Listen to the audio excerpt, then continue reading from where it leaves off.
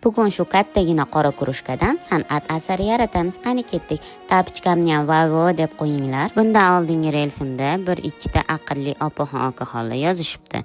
Sayohat qilguncha, telefon olguncha oyog'ingni davolat deb.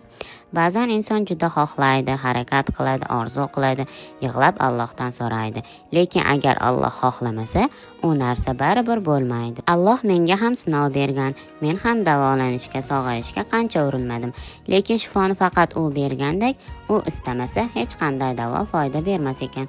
Shuning uchun endi men shukr qilaman boriga, yo'g'iga, holimga, sinovimga ham. Chunki har bir sinov bu Allohning e'tiboridan dalolat. Men taqdirimga roziman, chunki bilaman bu dunyo o'tkinchi, asl mukofot esa abadiy dunyoda kutyapti. Meni boshimga tushgan sinov mening imtihonim, unga munosabat esa sizning imtihoningiz.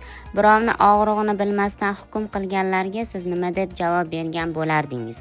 Shunaqa vaysagunimcha kurushkam ham tayyor bo'ldi. Chiroyli chiqibdimi? Baho beringlarchi. Menga obuna bo'lish esa esingizdan chiqmasin.